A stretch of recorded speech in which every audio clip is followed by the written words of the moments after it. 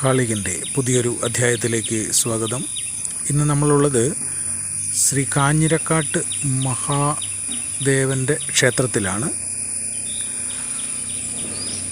വേണ്ടില്ലേ, നമ്മളുടെ ക്ഷേത്രം പുതുക്കി പണിയാവുന്ന ഒരു തീരുമാനമെടുത്തിരിക്കുകയാണ്. അതുമായിട്ട് ബന്ധപ്പെട്ടുകൊണ്ടുള്ള ഫ്ലെക്സാണ് ഇപ്പോൾ നിങ്ങൾ കണ്ടുകൊണ്ടിരിക്കുന്നത്.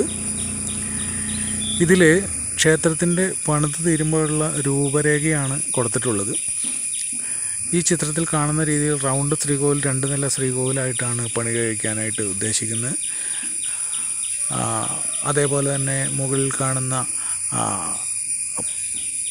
ക്ഷേത്രത്തിൻ്റെ എല്ലാ അവയവങ്ങളോടും കൂടിയ പൂർണ്ണമായ ഒരു മഹാക്ഷേത്രമായി നിർമ്മാണ രീതിയിലാണ് ഇപ്പോൾ നടക്കുന്നത്. ഇതിൻ്റെ പ്രാരംഭ നടപടി എന്നുള്ള രീതിയിൽ ഇതിൻ്റെ പണികൾ തുടങ്ങി വെച്ചിട്ടുണ്ട്. എന്ന് വെച്ച് കഴിഞ്ഞാൽ തുടങ്ങുവാൻ ആവശ്യമായിട്ടുള്ള കാര്യങ്ങൾ അതാണ് തുടങ്ങിയിരിക്കുന്നത്. ക്ഷേത്രത്തിന് അത്യാവശ്യം നല്ല പഴക്കമുള്ളൊരു ക്ഷേത്രമാണ്.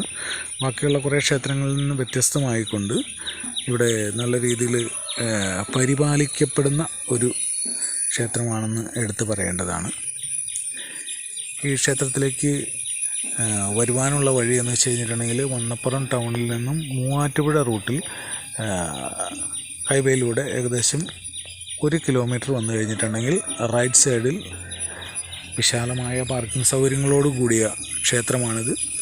അപ്പോൾ വിശ്വാസികളായ എല്ലാ ഭക്തജനങ്ങളും ക്ഷേത്രത്തിൻ്റെ നിർമ്മാണത്തിന് ആവശ്യമായിട്ടുള്ള നിങ്ങളുടെ കയ്യിൽ ഒതുങ്ങുന്ന രീതിയിലുള്ള സംഭാവനകൾ, അത് എത്ര ചെറുതാവട്ടെ എത്ര വലുതാവട്ടെ, അത് കൊടുത്ത് ഒരു പുണ്യമായ ഈ പ്രവർത്തനത്തിൽ നിങ്ങൾ പങ്കാളികളാവും എന്ന് വിചാരിക്കുന്നു. എല്ലാവർക്കും അതിനുള്ള മനസ്സ് മഹാദേവൻ തരട്ടെ. അതിനുള്ള ഐശ്വര്യവും അതിനുള്ള കടാക്ഷവും അതിനുള്ള ധനവും നിങ്ങളിലേക്ക് ഭഗവാൻ ഒഴുക്കട്ടെ.